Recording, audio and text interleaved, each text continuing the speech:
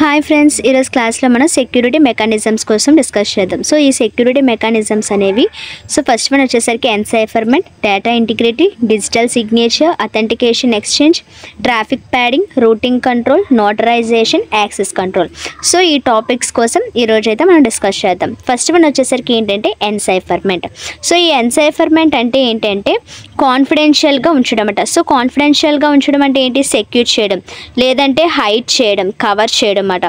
So ఇక్కడ ఏంటంటే this security mechanisms deals with hiding and covering of data which helps data to become confidential. అంటే ఇది మనం ఏంటి ఎన్సైఫర్మెంట్లోనూ కాన్ఫిడెన్షియల్గా ఉంచడానికి, అంటే ఆ యొక్క డేటా అనేది సెక్యూర్ చేయడానికి, లేదంటే హైడ్ చేయడానికి, కవర్ చేయడానికి యూజ్ చేసే మెథడ్స్, మ్యాథమెటికల్ ఆల్గరిథమ్స్ ఎన్సైఫర్మెంట్ అన్నమాట.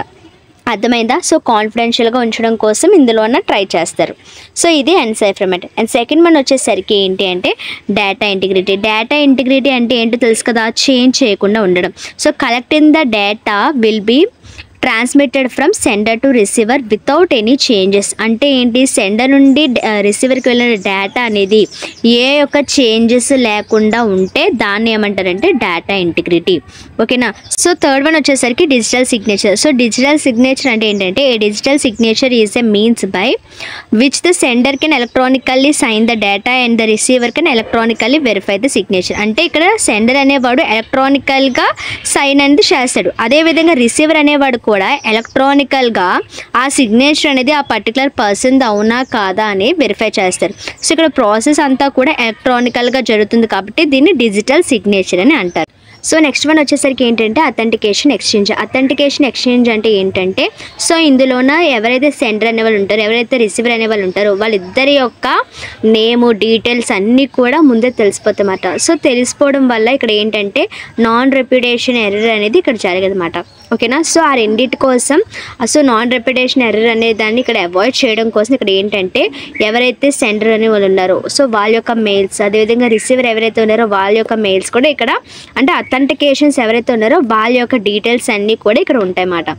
సో నెక్స్ట్ వన్ వచ్చేసరికి ఏంటంటే ట్రాఫిక్ ప్యాడింగ్. సో ఇక్కడ ట్రాఫిక్ ప్యాడింగ్ అంటే ఏంటంటే inserting bogus data to prevent traffic analysis. అంటే ఏంటంటే ఇక్కడ మనం ఫర్ ఎగ్జాంపుల్ సెండర్ అనే వాళ్ళు ఏదైనా డేటా అనేది పంపించారు అనుకోండి రిసీవర్కి. సో మధ్యలో హ్యాకర్స్ అనే వాళ్ళు ఏం చేస్తారు, ఏదో ఒక విధంగా దాన్ని హ్యాక్ చేయడానికి చూస్తారు ఆ పర్టికులర్ డేటా అనేదాన్ని. సో అలాగా హ్యాక్ చేయకుండా ఏం చేస్తారంటే సెండర్ అనేవాళ్ళు దాన్ని ఎంక్రిప్ట్ చేస్తారనమాట. అంటే దానికి పర్టికులర్ సెక్యూరిటీ, అంటే ఎలాగంటే పాస్వర్డ్స్ అని, లేదంటే దాన్ని ఏంటి సో కొన్ని కోడ్స్ అనేవి యూజ్ చేస్తారు. సో ఇక్కడ ట్రాఫిక్ ప్యాడింగ్ అంటే ఏంటంటే డేటాకి సమ్ కోడ్స్ అనేవి యూజ్ చేసి ఆ డేటా అనేది సెక్యూరిటీ చేస్తారన్నమాట. ఎందుకు? ట్రాఫిక్ అనాలిసిస్ అనేది అవ్వకుండా. సో ఇదే ట్రాఫిక్ ప్యాడింగ్, అంటే డేటాకి సమ్ కోడ్స్ అనేవి యాడ్ చేస్తాం. సో నెక్స్ట్ వచ్చేసరికి ఏంటంటే రూటింగ్ కంట్రోల్. ఈ రూటింగ్ కంట్రోల్ అంటే ఏంటో తెలుసుకో, routers. So for example ABCD అనేవి రోటర్స్ అనుకోండి. సో మనం ఏ నుండి డిఫరెంట్ రూట్స్ అనేవి ఉంటాయి డెస్టినేషన్కి వెళ్ళడానికి. సో ఏదైతే కరెక్ట్ వే, ఏదైతే ఈజీ వే ఉంటుంది, ఏదైతే ట్రాఫిక్ అనేది లేకుండా ఉంటుంది. సో ఓకేనా? సో ఇప్పుడు ఒకే డైరెక్షన్లో అన్నీ కూడా వెళ్తుంటే అక్కడ ఏమవుతుంది, సమ్ కొలిజన్ అంటే ట్రాఫిక్ అనేది అవుతుంది. సో అలా అవ్వకుండా ఏదైతే కరెక్ట్ వే ఉంటుందో ఆ వే అనేది సెలెక్ట్ చేసుకొని మనం వెళ్తున్న దారి అనే దాన్ని చేంజ్ చేసుకుంటాం.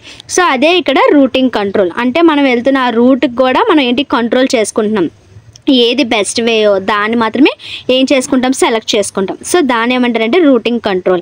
నోటరైజేషన్ అంటే ఏంటి? సో ఇక్కడ నోటరైజేషన్ అంటే ఏంటంటే ఇక్కడ సెండర్కి రిసీవర్కి మధ్యలో ఒక థర్డ్ పర్సన్ అనే వాళ్ళు ఉంటారు.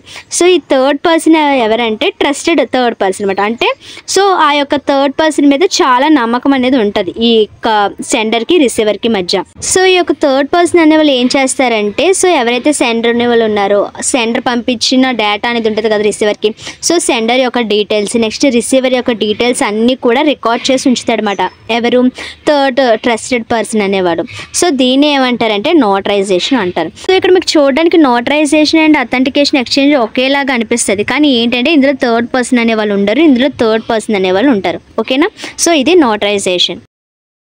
సో నెక్స్ట్ వన్ వచ్చేసరికి ఏంటంటే యాక్సెస్ కంట్రోల్. ఈ యాక్సెస్ కంట్రోల్ అనేది ఏంటంటే ఆథరైజ్డ్ పర్సన్స్ అనేవాళ్ళు కరెక్ట్, అంటే రైట్ పర్సన్స్ అనేవాళ్ళు యాక్సెస్ అవుతున్నారా లేదా, సో ఆ యొక్క సిస్టమ్ యొక్క రిసోర్సెస్ యొక్క ఓన్ పర్సన్స్ అనేవాళ్ళు ఆ యాక్సెస్ అవుతున్నారా లేదా. ఒకవేళ అన్ఆథరైజ్డ్ పర్సన్స్ యాక్సెస్ అయితే దాన్ని ఏం చేస్తుంది అంటే కంట్రోల్ చేస్తుంది అన్నమాట. ఓకేనా? సో ఇదే యాక్సెస్ కంట్రోల్. సో ఇవి మొత్తానికి మన యొక్క security mechanisms. Thanks for watching.